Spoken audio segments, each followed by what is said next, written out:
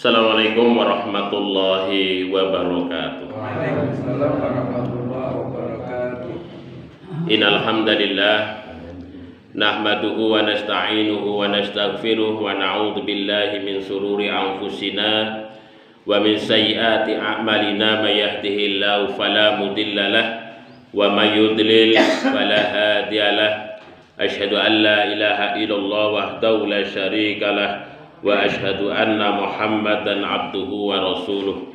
Allahumma sholli wa sallim wa barik ala Muhammad wa ala alihi wa ashabihi wa man tabi'ahum bi ihsani ila yaumil qiyamah, amma ba'd. Para bini sepuh, para kiai, para nyai, para ustad lan ustadzah, para hadirin dan hadirat ingkang sedaya dipun mulyakaken dening Allah Subhanahu wa taala. Alhamdulillah, segala puji dan syukur senantiasa kita panjatkan kehadirat Allah Subhanahu wa taala atas segala limpahan nikmat kepada kita bersama, sehingga kita masih diberikan kekuatan iman, kekuatan jasad badan kita, sehingga bisa berkumpul, bermuajahah, bersilaturahmi untuk taklim pada pagi hari ini.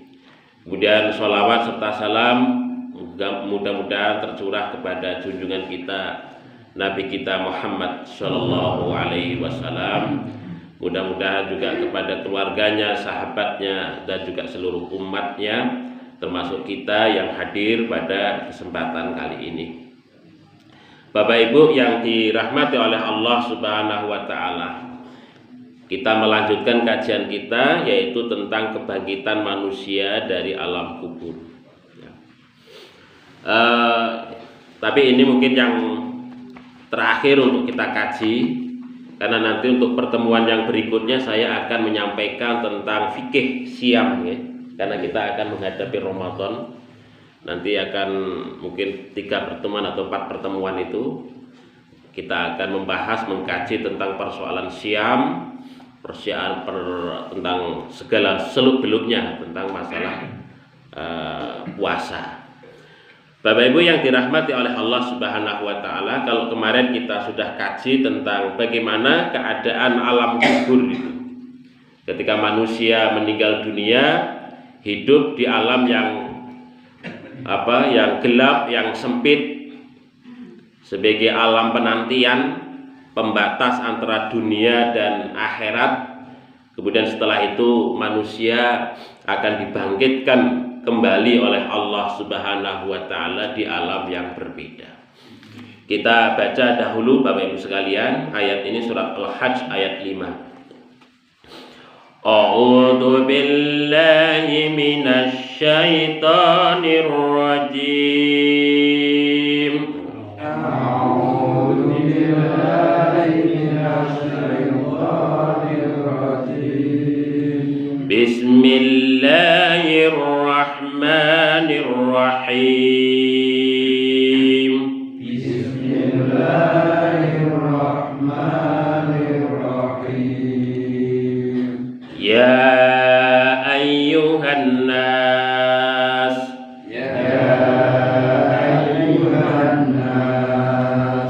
in kuntum fi raibim minal ba'th,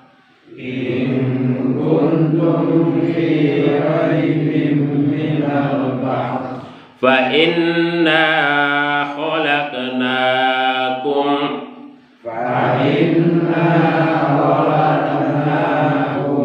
min turabin thumma min nutfah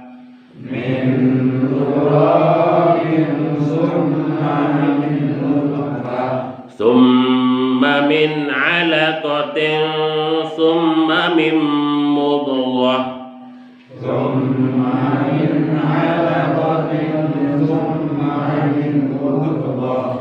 ثم summa min mudghatin mukhallaqatin wa ghairi mukhallaqah. Summa min mudghatin mukhallaqatin wa ghairi mukhallaqah. Linubayyina lakum linubayyina lakum wa nukirru fil arham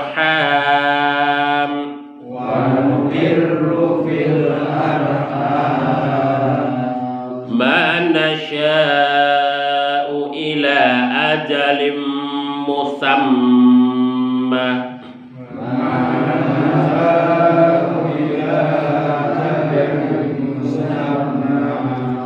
thumma nukhrijukum tifla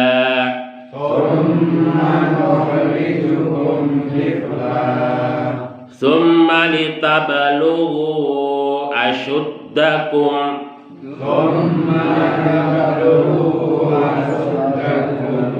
wa minkum man yutawaffa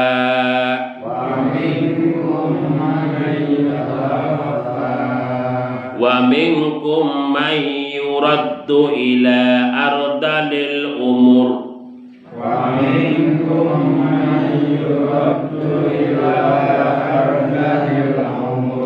likai la ya'lama min ba'di ilmin syai'a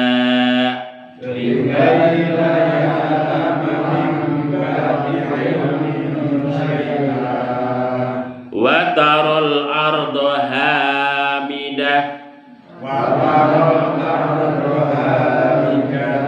fa idza anzalna 'alaiha al-ma'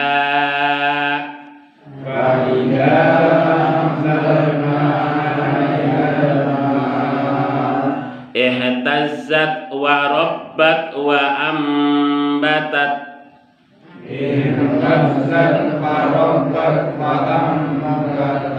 min kulli zawjin bahij.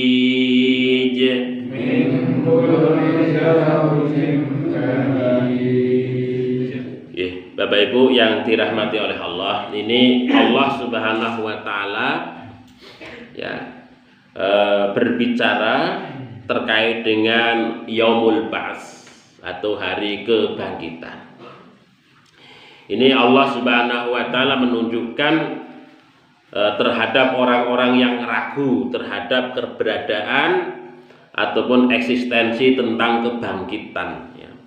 Di sini Allah Subhanahu wa taala menyatakan, ya ayuhan nas, wahai manusia, in kuntum, sekiranya kalian fi raibim, dalam keraguan minal ba'si, tentang hari kebangkitan, fa inna, sesungguhnya kami Allah khalaqnakum, kami telah menciptakan kalian, min turabin, yang asalnya itu dari tanah, summa min nutfatin, kemudian setelah itu min nutfah, dari nutfah ya, dari tanah kemudian menjadi nutfah.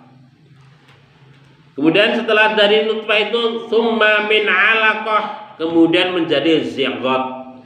Nutfah niku setelah bercampurnya ovum dan sperma di rahim ya, kemudian setelah itu menjadi zigot. Zigot menika napa niki napa yang sudah menggantung di dinding rahim menika nggih. Jadi ketika ovum sudah dibuahi oleh sperma menggantung di dinding rahim, itu yang disebut dengan zigot. Makanya disebut dengan alaqah yang artinya menggantung. Ya. Summa min mudghatin, kemudian setelah itu menjadi mudghah, menjadi segumpal darah atau segumpal daging, mukhallaqatin, yang tercipta. Jadi segumpal ya daging yang tercipta, wa ghairi mukhallaqah, dan yang tidak tercipta, artinya gugur. Gitu. Jadi gugur, ada kandungan yang yang gugur, yang tercipta dan yang tidak tercipta. Ya. Begitu. Jadi Bapak Ibu yang dirahmati oleh Allah, memang kalau kita baca di dalam banyak keterangan, itu kan proses manusia itu menjadi janin di dalam kandungan seorang ibu itu kan selama 4 bulan ya. 120 hari. Jadi selama 4 bulan itu. Jadi proses menjadi alaqah, kemudian proses menjadi nutfah, alaqah, mudghah itu masing-masing selama 40 hari. Ini dalam di dalam hadis Nabi Shallallahu Alaihi Wasallam yang diriwayatkan oleh Imam Bukhari dan Muslim itu dijelaskan begitu di dalam hadis Arba'in Nawawiyah hadis nomor 4 itu diterangkan begitu. Jadi setiap periode 40 hari yang akhirnya menjadi 4 bulan itu yang disebut dengan mudghah. Nah, Bapak Ibu yang dirahmati oleh Allah, jadi hari kebangkitan itu hampir mirip dengan penciptaan kita pada saat kita diciptakan yang pertama. Makanya Allah Subhanahu wa Ta'ala menyebut kita itu mengalami kematian 2 kali, mengalami kehidupan dua kali. Kematian yang pertama itu adalah yaitu ketika kita masih menjadi bahan, ya, dan kita di dalam kandungan ibu umur 4 bulan. Itu masih proses yang disebut dengan kematian. Karena apa? Karena belum ditiupkan ruh di dalam jasad kita. Nah, proses kemudian setelah itu proses peniupan ruh itulah oleh Allah Subhanahu wa Ta'ala kita disebut sebagai hidup. Nah, itu disebut sebagai hidup, itulah yang disebut dengan kehidupan yang pertama. Nah, sebelum proses peniupan itu kan ada proses perjanjian oleh Allah itu kan, perjanjian oleh Allah Subhanahu wa Ta'ala. Setelah kemudian ditiupkan, diberikan catatan terkait dengan masalah takdirnya itu kan, tentang rezekinya, tentang ajalnya, tentang amalnya, tentang apakah dia itu sebagai orang yang bahagia, ya, apakah dia itu sebagai orang yang sengsara. Nah, diberikan catatan. Itu takdir yang disebut dengan takdir umri. Jadi setiap orang ketika mau dilahirkan, mau ditiupkan ruhnya pada umur 4 bulan itu oleh malaikat, maka dikasih takdir yang disebut dengan takdir umri. Ya, ada 4 menika. Nah, itu manusia mengalami yang disebut dengan kehidupan yang pertama. Nah, setelah kehidupan yang pertama itu kemudian manusia dimatikan lagi oleh Allah. Ketika apa? Dipisahkan ruh kita dari jasad kita, diambil lagi ruhnya. Yaitu pada saat kita akhir kehidupan dunia ini kemudian kita mengalami kematian yang kedua. Nah, proses kematian yang kedua itulah yang kemudian kita diletakkan, ditaruh di alam kubur sebagai alam penantian kita, untuk kemudian nanti kita dibangkitkan lagi oleh Allah Subhanahu wa Ta'ala di Yaumul Ba'ats, pada hari kebangkitan. Nah, pada saat Yaumul Ba'ats ini kemudian roh kita yang dipisah itu oleh Allah Subhanahu wa Ta'ala itu dari jasad kita itu kemudian disatukan lagi pada Yaumul Ba'ats itu, ya, untuk kemudian kita dihidupkan di alam yang sangat berbeda dengan alam dunia, dengan alam kubur, dengan alam akhirat menika. Itu begitu, ya.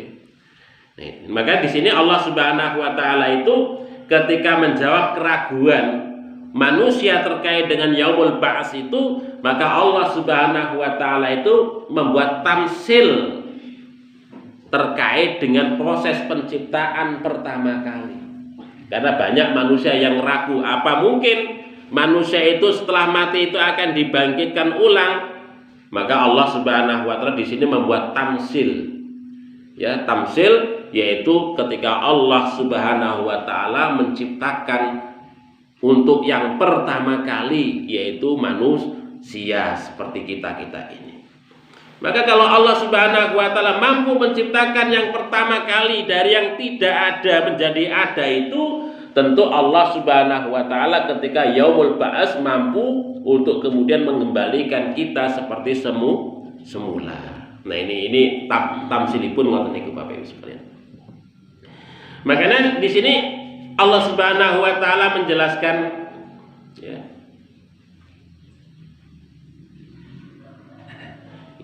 linubayyina lakum, supaya kami menjelaskan untuk kalian. Maksudnya menjelaskan bagaimana proses kejadian nanti pada yaumul ba'ats menika. Wa nuqirru fil arhami ma nasya'u, dan kami tetapkan, ya, janin itu fil arhami, di dalam rahim-rahim para ibu itu, man nasya'u, terhadap apa yang kami kehendaki, ila ajalin musamma, sampai waktu yang tertentu. Makanya ada janin yang sampai sempurna lahir 9 bulan 10 hari, ada yang 8 bulan sudah lahir, ada yang belum umur lahir, ada yang keguguran. Nah, ini. Jadi man nasya'u ila ajali musamma, terhadap siapa saja yang kami kehendaki, ila ajali musamma, sampai batas waktu yang tertentu. Tsumma nukhrijukum, kemudian kami mengeluarkan kalian tiflan, dalam keadaan bayi anak-anak. Tsumma litablughu, kemudian kalian itu sampai asyuddakum, umur dewasa kalian. Wa minkum, dan diantara kalian mayyutawafa, orang yang diwafatkan.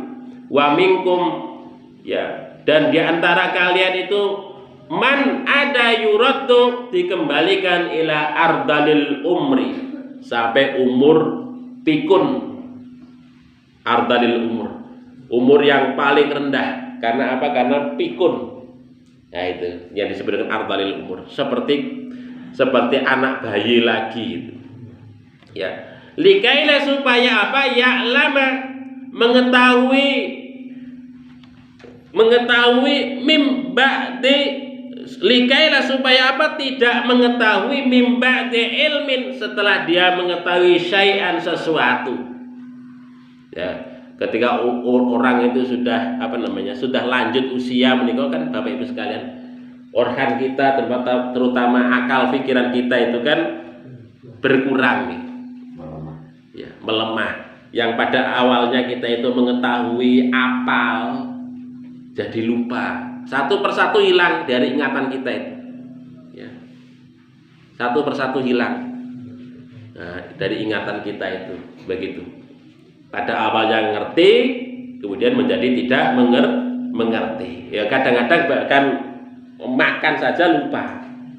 Ya, namanya pikun itu, nggih. Kadang-kadang makan saja lupa, gitu. Wa tarul ardo, dan kamu mengetahui bumi itu hamidatan, dalam keadaan gersang. Faida, dan tatkala anzalna, kami itu menurunkan, alaika, terhadap bumi itu, alma'a, air, ihtazat, maka bumi itu menjadi ihtazat. Di sini dikatakan ihtazat, menjadi tumbuh, ya, hidup, ya, menjadi hidup. Ihtazat, hayat, menjadi hidup. Warabat, menjadi subur. Wa anbatat, dan kemudian menumbuhkan min kulli zaujim bahij, berbagai tumbuh-tumbuhan yang indah. Zaujim bahij, dari tumbuh-tumbuhan yang berpasang-pasangan, yang nampak sangat indah. Nah, ini Allah Subhanahu wa taala membuat ibarat, Bapak Ibu sekalian, tamsil, terkait dengan bagaimana, terkait dengan yaumul ba'ats. hari kebangkitan kita setelah kita mengalami penantian yang cukup lama di alam kubur menika. Nah itu. Jadi prosesnya begitu. Jadi prosesnya di nanti pada saat di yaumul ba'ats menika ngoten niku. Kemudian di dalam Al-Qur'an ataupun hadis yaumul ba'ats itu disebut dengan beberapa istilah Bapak Ibu sekalian. Ini di sini saya menyampaikan dua istilah, sebenarnya paling tidak itu ada tiga itu ya. Ada tiga istilah. Di sini ada saya bawakan ada dua ini al-ba'ats. Yang pertama itu al-ba'ats. Al-ba'ats itu maknanipun secara bahasa menika artinya adalah utusan, mengutus, ba'ats, membangkitkan. Nah itu makna bahasanya ngoten niku. Mengutus dan membangkitkan.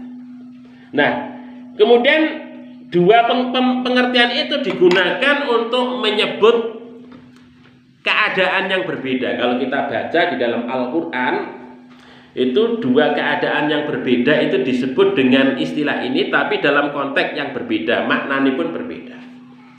Dalam konteks dunia ketika Allah Subhanahu wa taala menyatakan al-ba'tsu itu artinya utusan. Walaqad ba'atsna fi kulli ummatin rasula. Nah, kami telah mengutus tiap-tiap umat itu adalah seorang rasul. Ba'atsna, mengutus, itu digunakan oleh Allah Subhanahu wa taala untuk menyebut para utusan yang diutus oleh Allah Subhanahu wa taala. Nah, itu juga dalam konteks sehari-hari penggunaan bahasa itu juga al-bu'us. Al-bu'us itu artinya adalah para duta besar itu, utusan, para utusan. Al-bu'us. Al-bu'us. Ya. Para utusan. Nah, dalam konteks akhirat Allah Subhanahu wa taala menyebut kata al-ba'ats itu artinya adalah membangkitkan. Ya, membangkitkan. Nah, sebagai contoh umpamanya salah satunya adalah dalam surat Al-Hajj menika ayat 5 dan juga surat Al-Hajj ayat 7. Wa anna sa'ata atiyatul la raiba fiha wa anna Allaha yab'atsu man fil qubur. Ya. Dan sungguh hari kiamat itu pastilah datang, tidak ada keraguan di dalamnya. Wa anna Allaha yab'atsu, sesungguhnya Allah itu membangkitkan mangfil kubur, orang-orang yang ada di dalam kubur. Kita semua yang ada di dalam kubur dibangkitkan kembali oleh Allah Subhanahu wa taala. Demikian juga dalam surat Yasin ayat 52 juga sama itu. Qalu ya wailatana ya wailana man ba'atsana min marqadina hada ma wa'ada ar-rahmanu wa sadaqal mursalun. Qalu, orang-orang kafir menyatakan, ya wailana, alangkah celakanya kami. Man ba'atsana, siapa yang telah membangkitkan kami min marqadina, dari tidur kami. Yaitu maksudnya dari tidur kami itu dari alam kubur. Nah itu. Ma wa'adar rahmanu wa sadaqal mursalu. Inilah yang dijanjikan Tuhan, dijanjikan oleh Allah Subhanahu wa taala. Maha benarlah para utusan, para rasul-rasul itu yang telah membawa risalah tentang yaumul ba'ats. Nah, begitu. Jadi di sini digambarkan alam kubur itu sebagai marqadun, tempat istirahat, tempat tidur. Nah, begitu. Karena memang ya alam kubur menika ya alam yang sempit, alam yang gelap, alam yang ya menantikan. Ya itu. Kemarin sudah kita bahas, bagi orang yang beriman, beramal soleh yang baik, maka dia menantinya itu menanti dengan gembira. Tetapi bagi orang-orang yang kafir, kufur, munafik, menantinya itu dengan air mata, berlinang dengan air mata karena penuh penyesalan. Nah, begitu.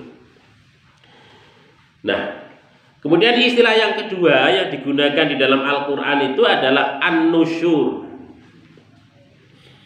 An-nusyur dari kata nasrun, nasrotun, yang artinya niki nasrun menika nasroh niki lembaran ngeten niki lho Bapak Ibu sekalian. Ini nasroh namanya. Ini nasroh ini lembaran. Lembaran. Atau terbuka. Mengapa alam kebangkitan itu disebut dengan nasrun, nasroh ataupun an-nusyur? Karena manusia itu dibuka kembali, dibuka kuburnya, dibangkitkan di tempat, di alam yang terbuka.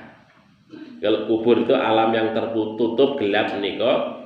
Kemudian kalau dibangkitkan di alam yang terbuka yang disebut dengan padang mahsyar. Dan kemudian juga menerima lembaran amal. Nah, begitu. Lembaran amal ya dari Allah Subhanahu wa taala diterimakan oleh masing-masing orang yang dibangkitkan itu. Makanya di dalam Al-Qur'an disebut dengan an-nusyur. Begitu. Itu merupakan satu keadaan kondisi di mana manusia itu dari alam kubur yang tertutup dibangkitkan, dibuka kuburnya di alam yang terbuka yang disebut dengan padang mahsyar. Itu istilah yang digunakan oleh Allah ngoten niku, nggih. Nah, di sini sebagai contoh umpamanya ketika kita ndonga ya kan? Ya, alhamdulillahilladzi ahyana ba'dama amatana wa ilaihin nusyur. Ya. Alhamdulillah, segala puji bagi Allah. Alladzi ahyana, yang telah menghidupkan kami. Ba'dama amatana, telah mematikan setelah mematikan kami. Wa ilaihin nusyur, dan kepadanya kami semua akan dibangkitkan. Begitu.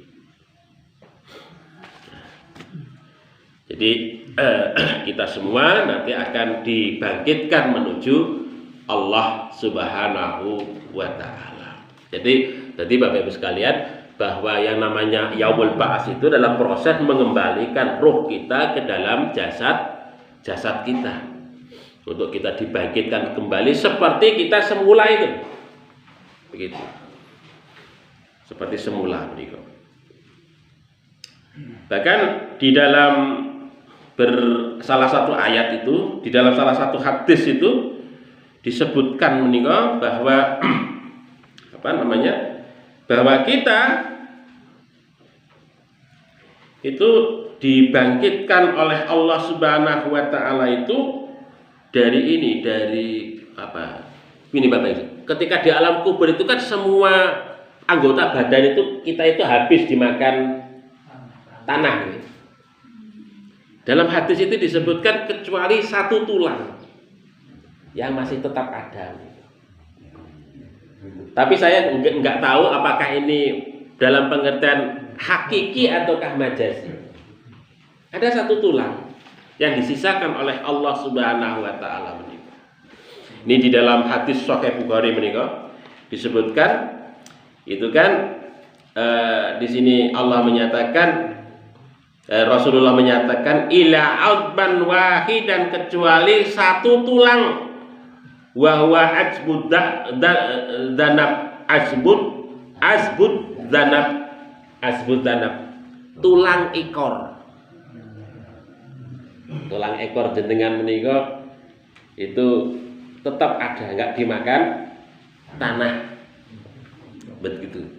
Wa minhu yuraqabul khalqu yaumal qiyamah, dari tulang ekorlah itu nanti manusia itu kemudian akan tumbuh berkembang seperti tumbuh. Ini kan disebutkan oleh Kanjeng Nabi Muhammad SAW kata niki. Pada saat proses kejadian manusia dibangkitkan itu kan pada saat tiupan yang kedua gitu. Tiupan yang pertama itu mematikan, menghancurkan seluruh alam semesta menika.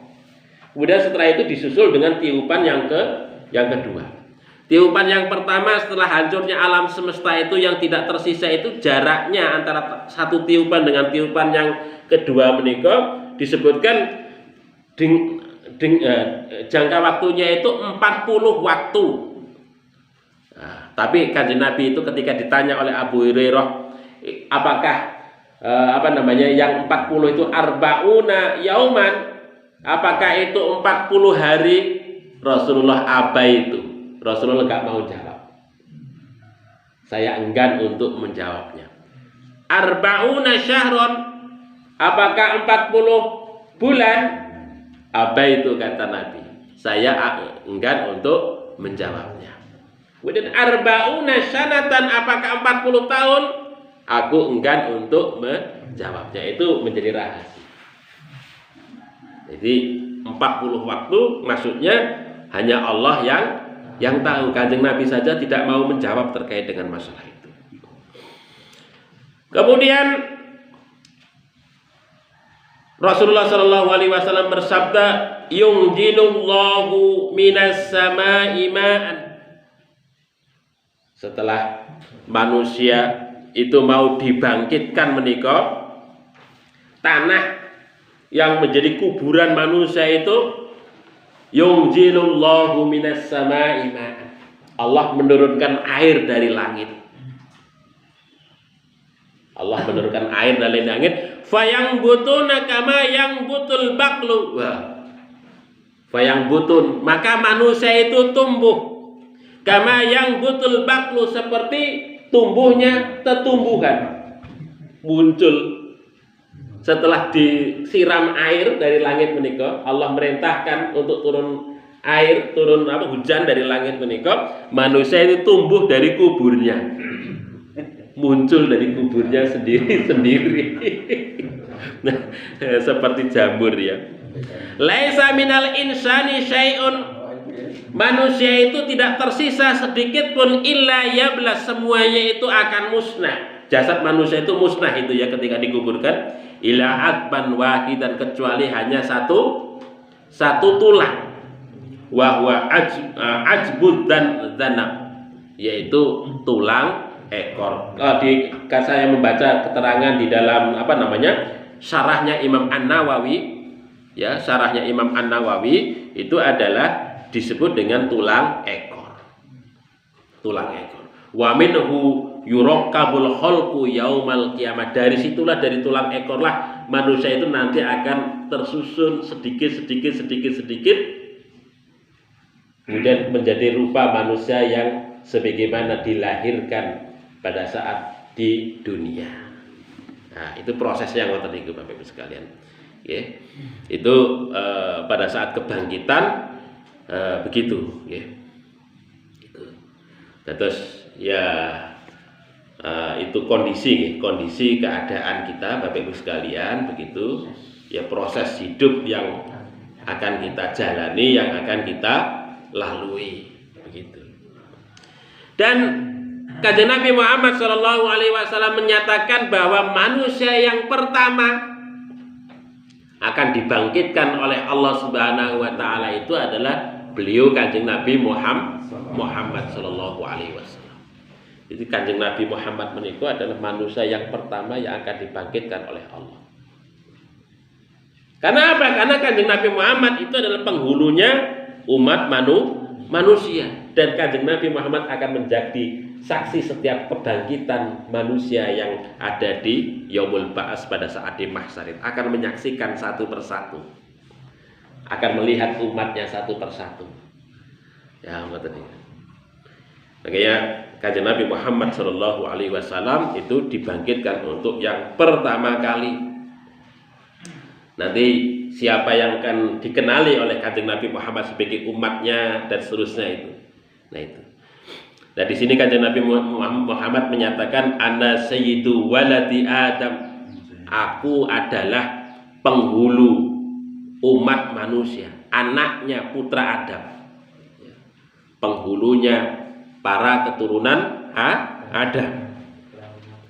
wa awwalu man tansaku, dan aku adalah orang yang pertama tansaku anhul ardo, yang keluar dari bumi, maksudnya keluar dari kubur.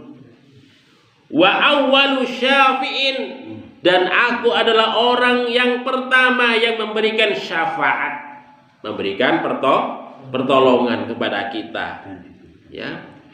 Wa awwalu musyfa'in, dan orang yang pertama yang diberikan syafaat oleh Allah, itu Kanjeng Nabi Muhammad sallallahu alaihi wasallam.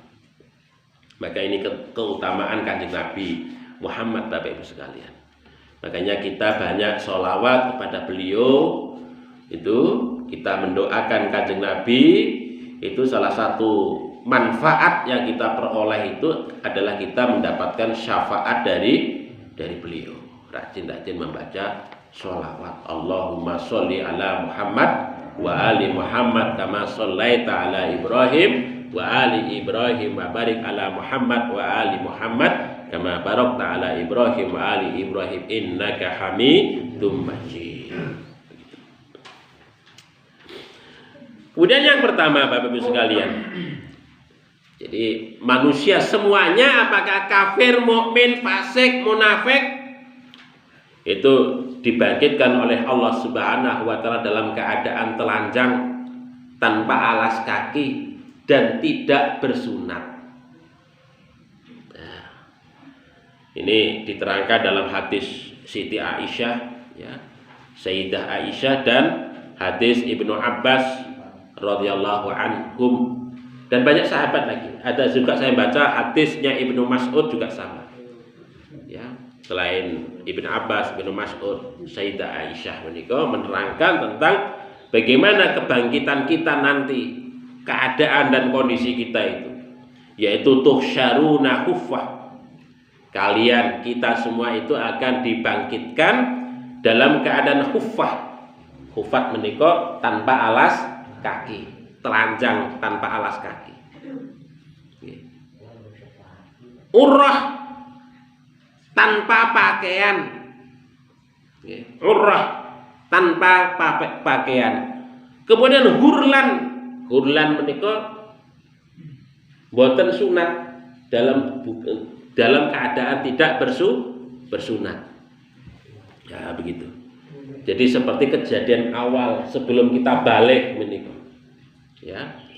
Begitu. Kemudian Sayyidah Aisyah itu tanglet kali Kanjeng Nabi. Fakultu ya Rasulullah, wahai Rasulullah, ar-rijalu wan nisa'u yang duru ba'duhum ila ba'din. Wahai Rasulullah, di sana kan ada laki-laki dan perempuan, apakah mereka itu saling melihat? Siti Aisyah, faqala, Rasulullah itu bersabda, al-amru asyaddu min ayyuhimmahum dzaka. Al-amru, perkara pada saat itu adalah asyaddu, sangat berat dan sangat sulit. Min ayyuhimmahum, yang mana itu membuat sibuk mereka pada saat itu, sehingga nggak sempet bareng delok. Lagi sibuk dewe-dewe ora sempet gitu.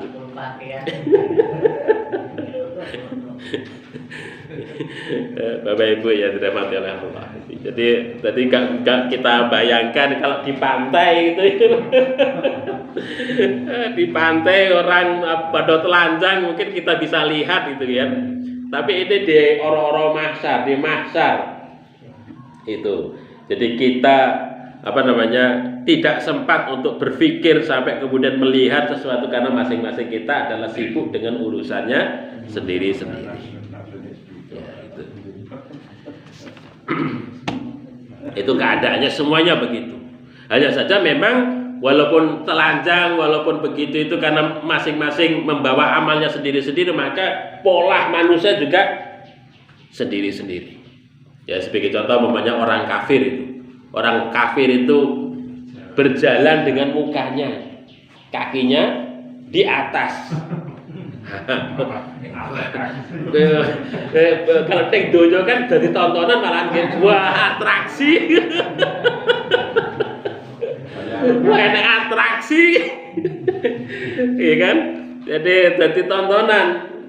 Ning akhirat walah masyaallah ya Rabbil. Mboten sempat Bapak Ibu sekalian.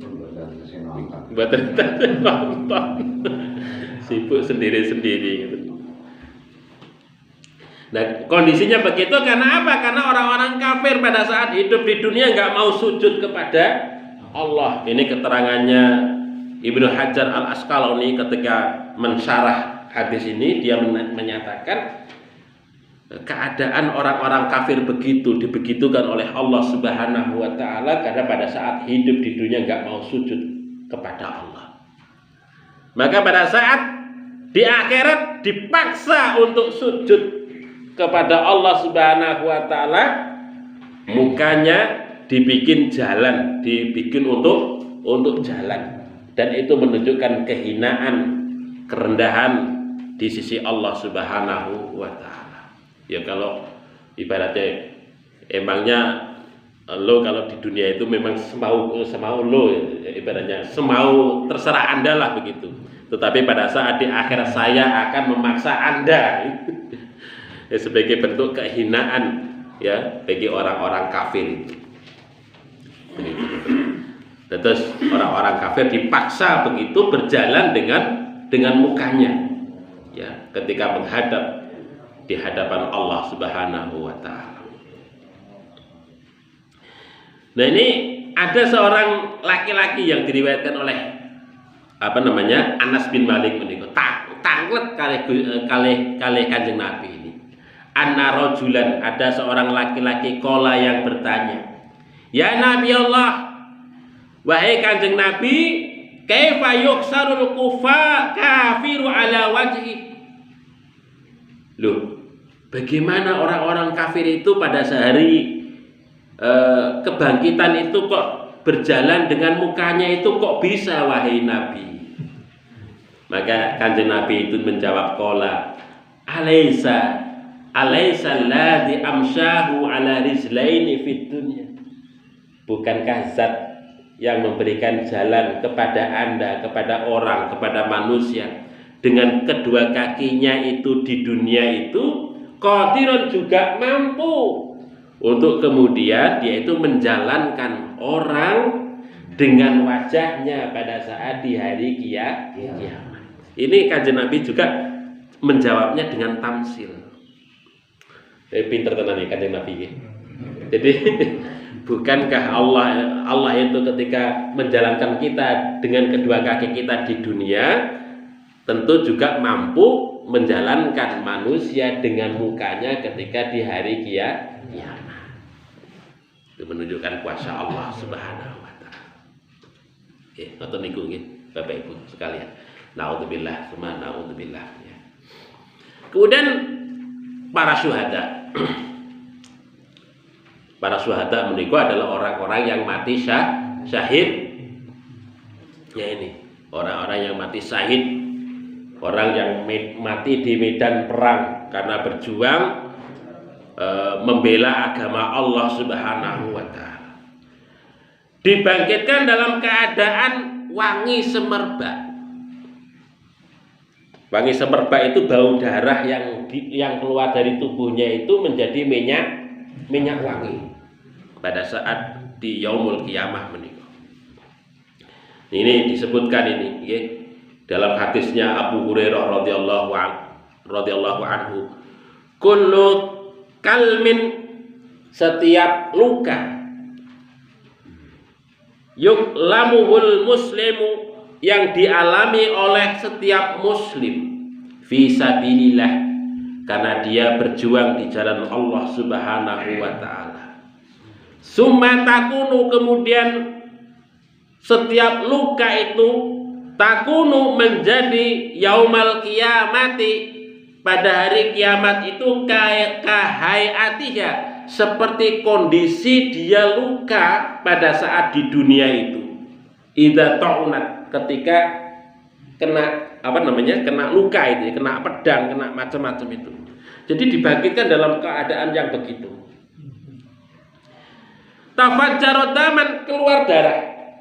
Jadi orang yang mati syahid menikah keluar darah, dibangkitkan keluar darahnya di tubuhnya menikah. Al-launu launu dam, warnanya itu warna darah.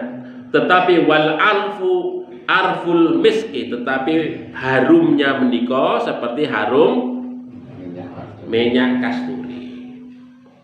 Bapak Ibu yang dirahmati oleh Allah, terus ngeten Bapak Ibu sekalian, orang yang mendapatkan kezaliman besok di yaumul qiyamah itu dibawa kezalimannya itu seperti itu di hadapan Allah Subhanahu wa taala sebagai saksi. Umpamanya dia mati syahid, lukanya itu akan dibawa di hadapan Allah sebagai saksi. Itu akan mengatakan, "Duh Gusti Allah, ini luka pada saat saya hidup di dunia karena membela agamamu." Nah, itu. Duh Gusti Allah, ini saya keluar darah. Darah saya ini keluar karena membela agamamu. Demikian juga nanti Bapak Ibu sekalian, orang-orang yang mempunyai mati terbunuh ya. Mati terbunuh kena doliman, pokoknya dirampok atau apa. Itu pedang pokoknya menancap di di lehernya. Itu sebagai saksi, "Duh Gusti Allah, ini saya mati dalam keadaan yang terdolimi, pedang menancap di leher saya ini." Nah itu, saya membela keluarga dan harta saya. Itu nanti nuntut orang-orang yang terdolimi itu menuntut kepada orang-orang yang melakukan kedoliman, menuntut. Nah itu haknya kepada Allah Subhanahu wa taala terhadap orang-orang yang melakukan kedoliman. Menikah Bapak Ibu sekalian. Terus orang itu dibangkitkan dalam kondisi yang dengan amal terbaiknya di hadapan Allah Subhanahu wa taala, ataupun kondisi yang kemudian pada saat itu dia itu bisa membuktikan untuk kemudian menuntut hak kepada sesama umat manusia menikah. Nah, ini orang-orang yang syahid menikah dibangkitkan dalam keadaan begitu, memang nampak luka mengalirkan darah tapi semerbak, harum. Kalau orang-orang lain, orang-orang kafir, orang-orang yang durhaka kepada Allah mungkin juga sama, ada yang mengeluarkan darah, nanah, dibangkitkan begitu, tapi baunya bau amis, bau anyir. Tetapi orang-orang yang syahid di jalan Allah, baunya itu adalah semerbak.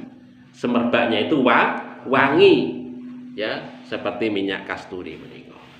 Ini keutamaan bagi orang-orang yang syahid. Makanya kemudian dari situlah, menurut Imam An-Nawawi ini sebagai dasar, sebagai dalil kalau orang-orang syahid menikah boten angsal dimandikan. Ya, kalau muncul masih darah dikuburkan dalam keadaan yang semacam itu, karena itu akan menjadi saksi di hadapan Allah Subhanahu wa taala. Nah, begitu. Kemudian yang keempat, para ahli sholat dan para butuh dibangkitkan dengan cahaya terang. Nah, ini Bapak Ibu sekalian, bagi umat muslim yang kita rajin untuk menunaikan ibadah sholat, kita mempertahankan keadaan wudhu kita, ini dijamin oleh Allah Subhanahu wa taala. Ini dalam salah satu hadis dari sahabat Abdullah bin Bishr al-Mazini, Rasulullah ngendika, "Ma min ummati min ahadin," tidak ada satu umatku illa wa ana a'rifu, kecuali aku itu mengenalnya pada hari kiamat. Maka ada seorang laki-laki yang tanglet bertanya kepada Kanjeng Nabi, faqala lahu rajulun, "Wa kaifa ta'rifuhum ya Rasulullah fi kathratil khalaik?" Wahai Rasulullah, bagaimana panjenengan badhe kenal, ngerti, karena pada saat itu begitu banyaknya manusia, lautan manusia. Bagaimana Anda kok bisa mengenal umatmu satu persatu, wahai Rasulullah? Nah, ini Rasulullah membuat tamsil lagi. Jawaban Rasulullah ini, qala, Rasulullah ngendika, aro'aita, bagaimana pendapatmu? Lau dakhalta sabrotan, kalau seandainya kalian itu masuk di peternakan, fiha khailun duhmun buhmun, yang mana di sana ada banyak kuda yang rupanya itu hampir sama-sama. Banyak kuda rupanya hampir sama-sama. Wa fiha farasun agharru muhajjalun, tetapi di sana ada kuda yang berwarna putih, beleng, berwarna beleng putih, ngoten nggih, beleng putih. Apakah kamu juga akan mengenalnya itu? Bala, tentu wahai Rasulullah, saya akan mengenal kuda itu. Nah, itu. Qala bala, tentu wahai Rasulullah, saya akan mengenalnya. Maka kemudian Rasulullah mengatakan, fa inna ummati yauma idin, sesungguhnya umatku itu pada waktu itu ghurrun, berwarna bercahaya, berwarna putih. Karena apa? Minas sujudi, karena bekas sujudnya. Jadi kita dikenali orang Rasulullah menikah karena bekas sujud kita menikah. Bercahaya, muka kita bercahaya, berwarna putih, cerah, bercahaya. Kemudian muhajjalun, bercahaya juga, muhajjalun. Dari apa? Minal wudu'i, karena anggota wudu kita, tangan kita, kaki kita, betis kita menika bercahaya. Jadi ketok kelihatan, oh ini umatku, ini umatku. Itulah dikenali oleh Rasul Shallallahu Alaihi Wasallam. Ngoten niku. Terus ini keutamaan bagi kita Bapak Ibu sekalian, bagi orang-orang yang melaksanakan sholat. Makanya kadang-kadang kita tengah malam, pada esok-esok subuh harus bangun, ya kan? Dalam rangka untuk meletakkan dahi kita untuk sujud kepada Allah Subhanahu wa Ta'ala. Karena apa? Karena kita ingin bahwasanya kita diaku umatipun Kanjeng Nabi Muhammad. Kita akan dikenali oleh Kanjeng Nabi Muhammad sebagai umatnya. Karena apa? Karena akan bercahaya tumbuh menika dari muka kita, asari sujud, dari bekas sujud kita menika. Dalam hadis yang lain, ya menika dari Nu'aim al-Mujmir, ya sahabat Nu'aim al-Mujmir ini juga sama menika. Raqitu, aku naik ma'a Abi Hurairah, bersama Abu Hurairah ala dhahril masjid, di atas masjid. Fatawaddo'a, Abu Hurairah itu mengambil air wudu. Faqala, kemudian Abu Hurairah itu berkata, inni sami'tu nabiyya, sesungguhnya aku ini mendengar Nabi Shallallahu Alaihi Wasallam yaqul, yang bersabda, inna ummati, sesungguhnya umatku, kata Nabi, yuda'auna, akan dipanggil, maksudnya dipanggil untuk dibangkitkan, yaumal qiyamati, pada hari kiamat itu, hurron, bercahaya, ya, bersinar, ya, muhajjalin, bercahaya, min asaril wudu, dari bekas wudunya. Makanya Abu Hurairah mau masuk masjid walaupun nggak sholat, ya tetap wudu. Makanya anjurkan Nabi sebelum kita tidur dianjurkan untuk wudu. Bahkan para ulama-ulama dahulu Bapak Ibu, sebelum nulis kitab ngeten niki, wah ngeten niki, nulis kitab ngeten niki, enggak lepas dari wudu. Supaya apa? Berharapan bahwasanya kitabnya, tulisannya, bacaan menika berkah. Walaupun itu bukan syarat ya, tetapi dalam rangka untuk mempertahankan kebersihan, kesucian kita sebagai manusia itu tadi. Karena itu mengharapkan ini sinar cahaya, ya, pada saat di yaumul qiyamah menika. Makanya Bapak Ibu yang dirahmati oleh Allah, kalau kita bisa untuk mempertahankan wudu kita, itu terus kita pertahankan, nggak pernah batal lah ibaratnya ngoten nggih. Ketika batal kita wudu lagi, batal wudu lagi, batal wudu lagi. Itu luar biasa. Makanya di sini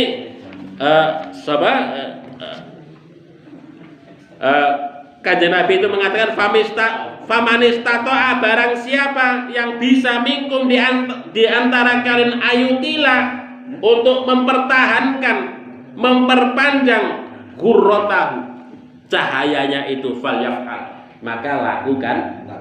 Maksudnya memperpanjang selama bisa untuk terus bertahan dalam keadaan suci itu, maka lakukanlah. Nah,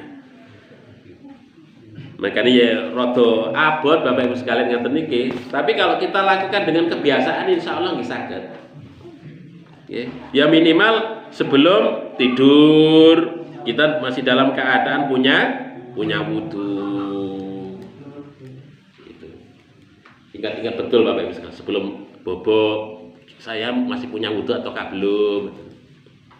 Itu untuk pengingat kita. Karena apa? Karena kita akan mengalami kematian untuk sementara waktu. Ya, nggak tahu kalau kemudian apakah kita itu bisa bangun lagi ataukah tidak, kan kita nggak tahu ya Bapak Ibu sekalian. Nah itu, maka kita usahakan untuk kemudian mempertahankan wudu kita. Bapak Ibu yang dirahmati oleh Allah Subhanahu Wa Taala, mungkin begitu yang saya sampaikan untuk pertemuan kali ini. Dan nanti insya Allah pada pertemuan-pertemuan yang akan datang kita akan kaji tentang persoalan fikih siam, karena kita akan menghadapi puasa di bulan Ramadan. Demikian yang saya sampaikan. Ada kekhilafan, marilah kita tutup majelis kita dengan sama-sama membaca doa kifaratul majlis. Subhanakallahumma rabbana wa bihamdika asyhadu an la ilaha illa anta astaghfiruka wa atubu ilaik. Billahi taufiq wal hidayah. Assalamualaikum warahmatullahi wabarakatuh.